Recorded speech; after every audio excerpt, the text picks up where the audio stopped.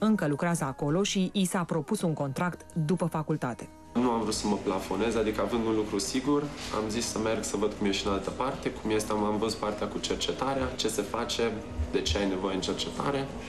Și acum am decis să merg și în industrie, să văd cum stă treaba în industrie. Și acum sunt la o firmă, nu foarte mare, și acolo sunt timp de 7 luni, după care o să mă întorc să-mi fac lucrarea de diplomă tot la institut. În Germania, ca inginer, ajungi bine dacă știi pe cineva la Mercedes, Volkswagen sau BMW. Tudor nu știa pe nimeni și totuși are deja un viitor sigur la orizont. Ați pus bazele unei asociații de români? Împreună cu un prieten? Nu numai eu cu un prieten, am fost inițial 7 oameni. Într-adevăr, asociația noastră se cheamă Studrom, Asociația Studenților și Tinerilor Români din München. Este asociație recunoscută oficial de către statul german. A fost bătaie de cap cu actele până să le facem să fie bine. Nu aveam niciun fel de experiență în domeniu, nici nu aveam pe cineva care să fie la drept ca să știm cum să începem cu legile sau ce trebuie să respectăm. Asta am făcut-o în urmă cu 4 ani de zile. Știu senzația mea care a fost aici când am venit la început. Am ajuns, îl știam numai pe acest prieten, pe Radu, și atât. Nimic altceva. Am mai cunoscut după aia, așa ne-am mai auzit vorbind română, dar nu știam unde să merg, ce cont să-mi fac, cum e cu sportul, ce pot să fac în timpul liber, lucruri pe care în România le știam. Știam clar, mergi acolo, fă aia, nu fă aia și așa mai departe. Și atunci am zis că hai să facem această asociație ca cei care vin după noi să nu mai aibă aceleași probleme pe care le-am avut noi.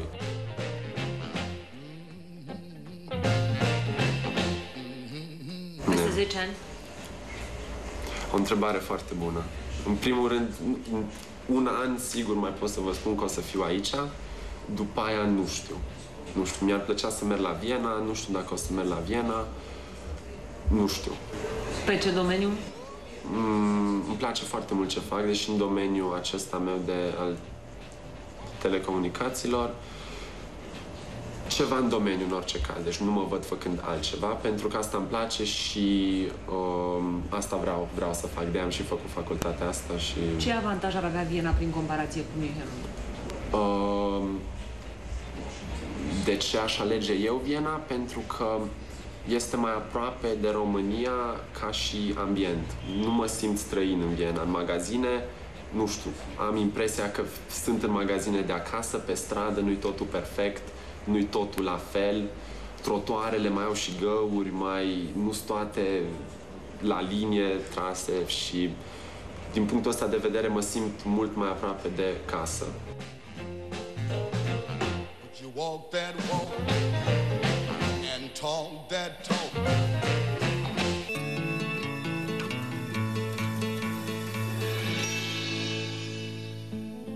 Cel mai bine stă în topuri școala germană de medicină. Explicația ar fi: nemții sunt meticuloși și laboratoarele lor utilate mai bine chiar decât cele de la faimoasa Harvard.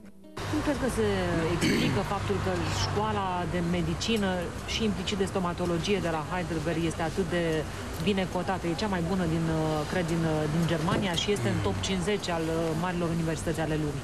Clinica universitară de stomatologie este extrem de bine dotată. Am comparație cu Universitatea Harvard și cu Universitatea Tufts, unde am fost ca student într-un schimb universitar.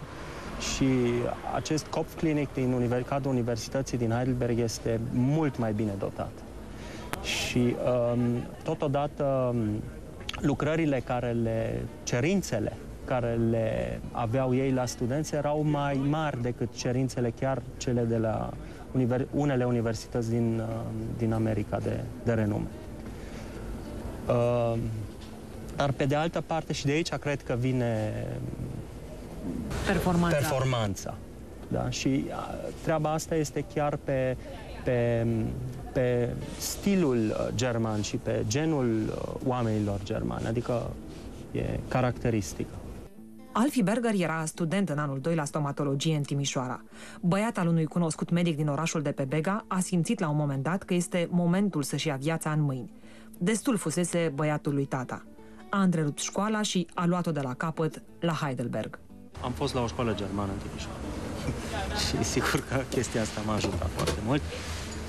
Am luat facultățile la rând din Germania și am aplicat la toate facultățile și am avut norocul să ajung de fapt la facultatea dorită la Universitatea din Heidelberg, unde am fost admis. Am fost entuziasmat în primul moment că totul merge atât de ușor, până când mi-am dat seama că sistemul de învățământ este complet diferit de ce cunoșteam eu până acum. Da, erai decis ca după 2 ani de facultate în România să o iei de la capăt în Germania sau te gândeai că se vor echivala primii 2 ani și că vei merge mai departe aici?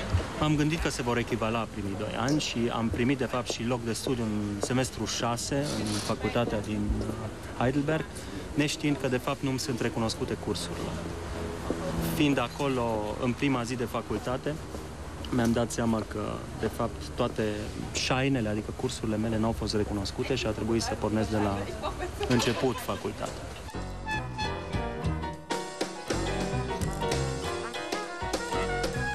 Selecția în primii 2 ani jumate este extremă, până la acel examen care se numește Physicum, care și el este foarte dur. Am pornit 80 de studenți facultatea și am terminat-o sub 20.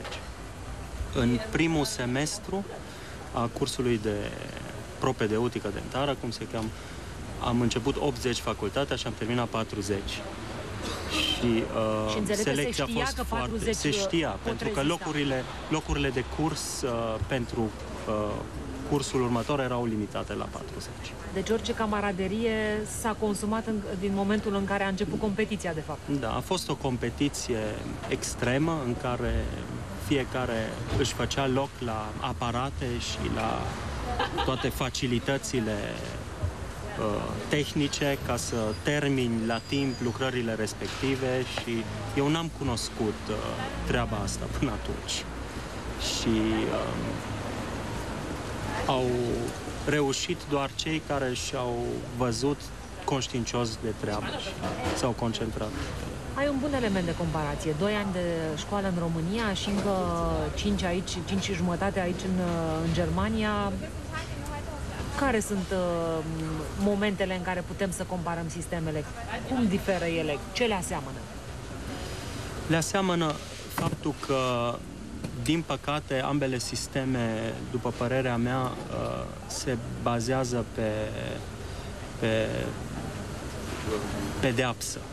Adică dacă nu îți faci programa respectivă, ești pedepsit. Nu promovezi cursul respectiv, nu iei nota bună și nu ai loc în cursul următor. Da? Și aici văd eu diferența față de sistemele americane, unde este promovat studentul care știe și este ajutat studentul și există un contact foarte strâns între cadrul didactic și student, ceea ce în Germania lipsește cu dezăvârșire.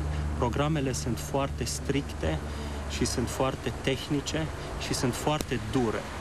Și această programă trebuie trecută de toți. Este ca o sită care te filtrează și în care rămân doar cei care sunt mai buni sau mai talentați și cu mai multă putere de muncă.